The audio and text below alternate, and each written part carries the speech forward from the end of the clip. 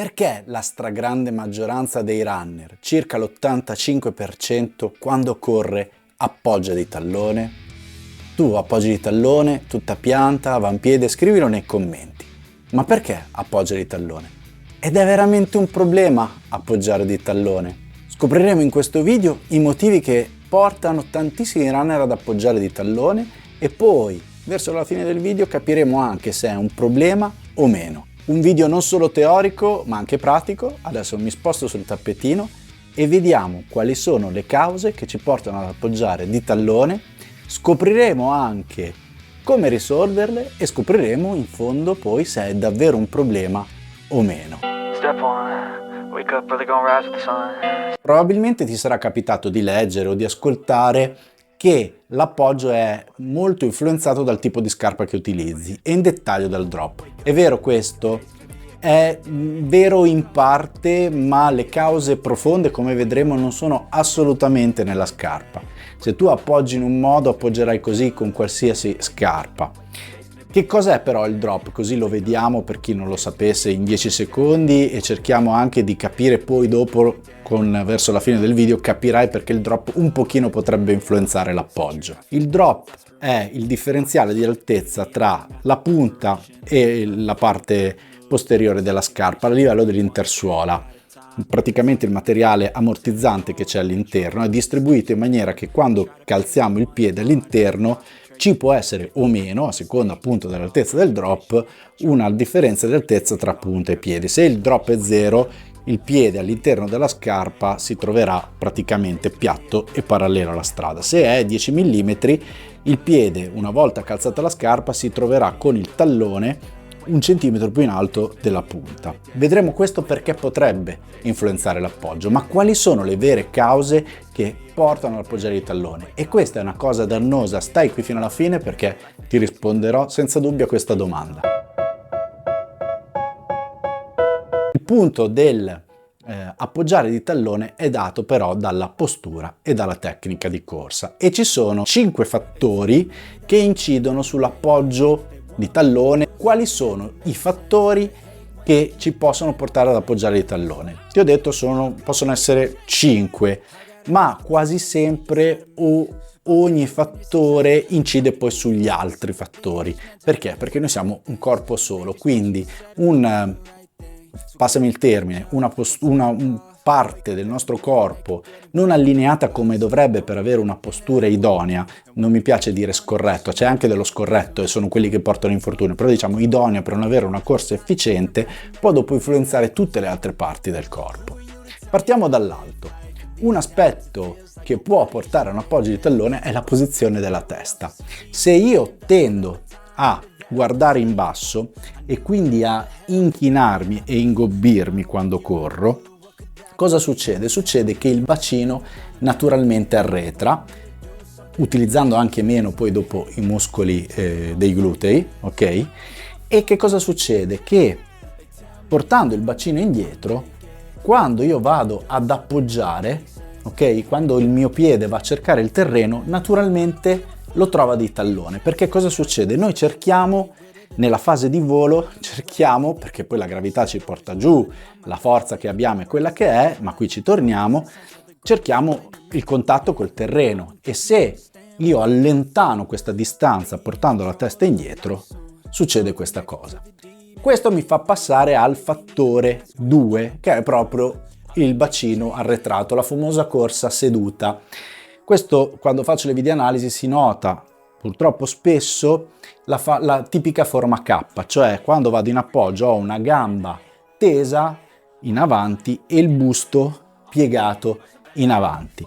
Non solo per la testa, per questo l'ho separato, ma comunque un bacino arretrato allontana comunque il punto d'appoggio del piede. E questo è il punto 2. Quindi, come avrai intuito, uno sguardo in avanti col mento parallelo al terreno e un bacino non arretrato, spesso vedrete i runner prima di partire o i pro che fanno proprio questi movimenti, no, per portare il bacino in avanti, mi aiutano ad accorciare la distanza di appoggio dal terreno e ad avere un appoggio non propriamente con la parte posteriore del piede, anche se non è detto, perché ci sono ulteriori aspetti.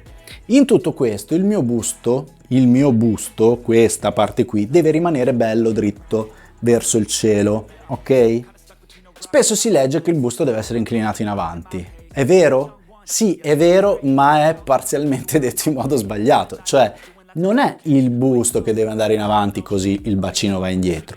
Il busto deve essere dritto, deve essere inclinato in avanti, nel senso che il mio centro di massa, che è più o meno collegato, non è uguale per tutti perché non abbiamo tutti le stesse lunghezze, sotto l'ombelico, deve essere un po' più in avanti, proiettato un pelo, in questa posizione ovviamente, un pelo davanti sotto ai miei piedi, il mio bacino è in avanti e la mia testa è ancora più in avanti, in maniera che nella fase di spinta, quando vado a spingere con un piede, ok, il mio centro di massa si proietta in avanti e il mio piede più o meno cada sotto al centro di massa, alla proiezione del centro di massa a terra. Perché dico più o meno? Perché dipende da tante cose. Ci sono atleti, se guardate una gara di mezzo fondo in pista, dove ci sono tutte queste cose, il bacino in avanti, il busto è dritto, la corsa è splendida, ed è splendida sia dal punto di vista stilistico ma anche dal punto di vista dell'efficienza, però il piede appoggia comunque a tutta pianta e spesso è già pronto in avampiede, ma è un po' più avanti dal centro di massa. Quindi anche questa cosa del atterrare più avanti della proiezione del centro di massa si chiama overstriding, cioè fare una falcata più lunga di quella che dovrebbe essere, va un po' come dire, affrontata in maniera meno ortodossa, ma contestualizzata e analizzata globalmente. Senza dubbio, il terzo punto è un peso non in avanti, oppure addirittura mi capita di vedere sbilanciato indietro, mi porterà ad appoggiare di tallone.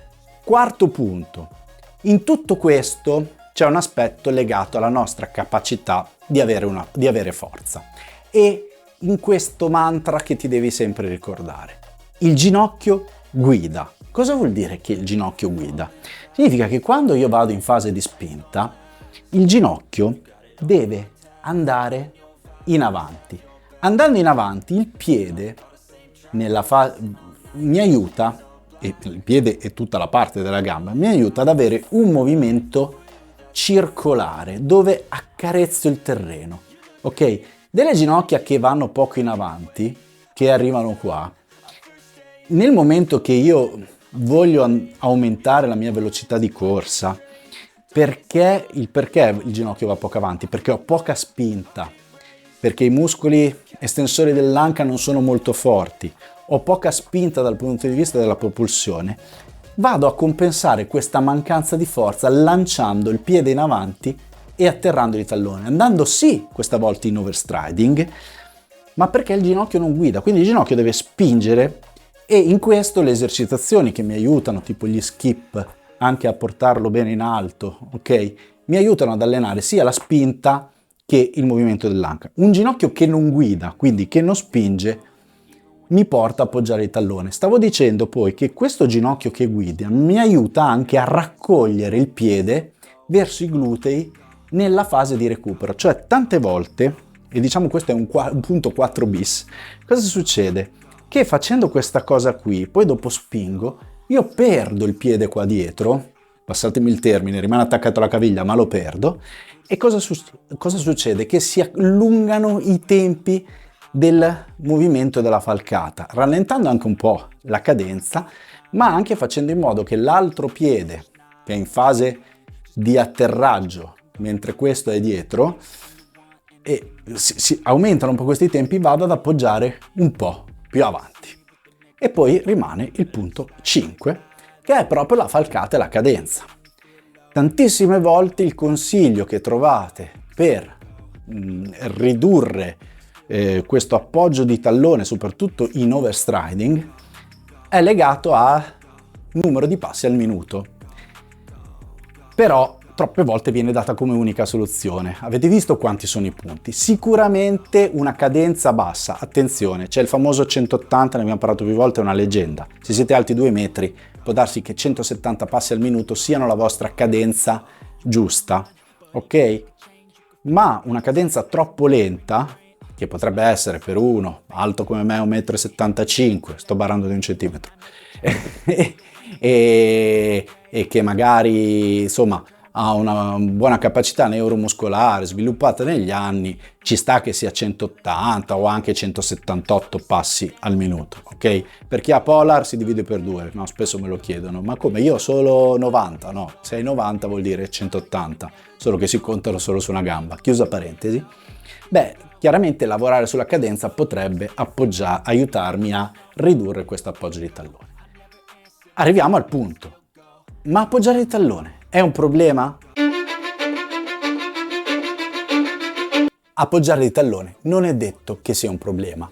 Conosco runner che vincono le gare e se gli fai una videoanalisi, ma ti basta guardarli, vedrai che sono dei tallonatori folli.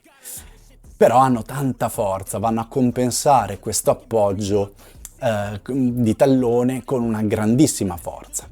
Poi c'è anche da dire che gli schemi motori che abbiamo acquisito sono difficili da andare a modificare, non impossibili come dicono alcuni. Si può cambiare modo di correre a qualsiasi età, se si vuole farlo.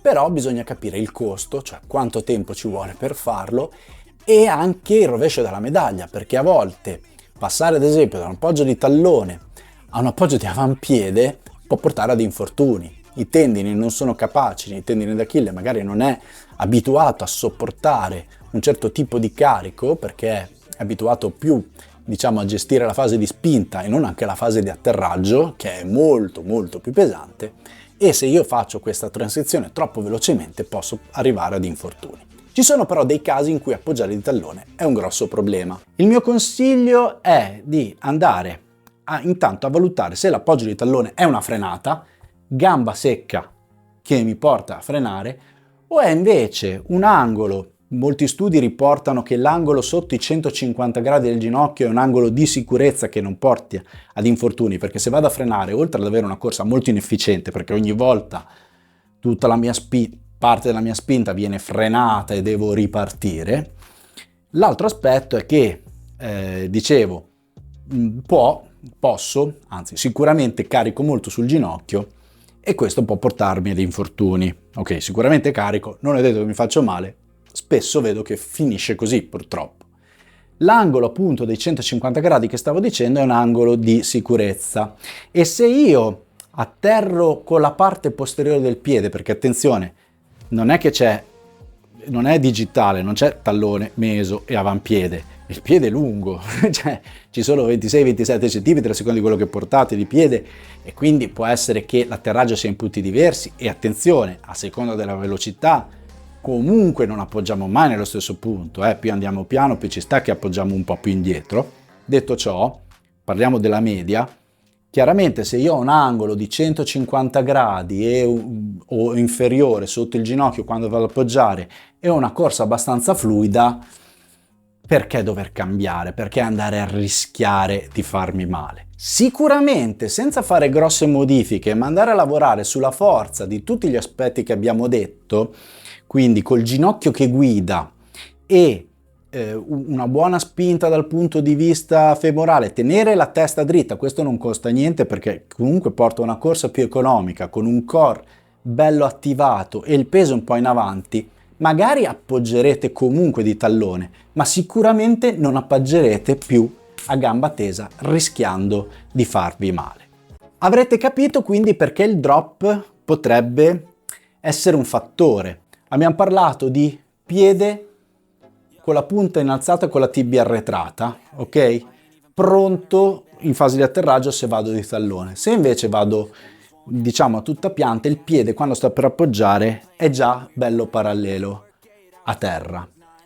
Avere il drop, un drop 0 porta già il piede parallelo a terra. Un drop invece dove praticamente il tallone è ancora più alto e quindi la suola nel momento che fosse parallela a terra comunque il tallone è più alto e a me viene da far così, cioè a portare il piede parallelo a terra, chiaramente la scarpa si inclina nell'altro modo, quindi ci può stare che un drop diverso da 0 e soprattutto verso 10-12 mm mi cambi un po' la posizione del piede, perché un piede per rimanere piatto mi porta la scarpa un po' così. Però stiamo parlando di differenze di pochi gradi rispetto a appunto il rischio di andare in frenata. È un discorso molto complesso, i punti importanti che dovete ben ricordare è la soluzione è dentro di noi e l'analisi deve essere sempre globale. Poi se volete avere degli elementi in più per capire come migliorare la falcata e fare in modo che il ginocchio guidi, vi consiglio di guardare questo video dove proprio parlo di questo argomento e di come migliorare la falcata. Buone corse!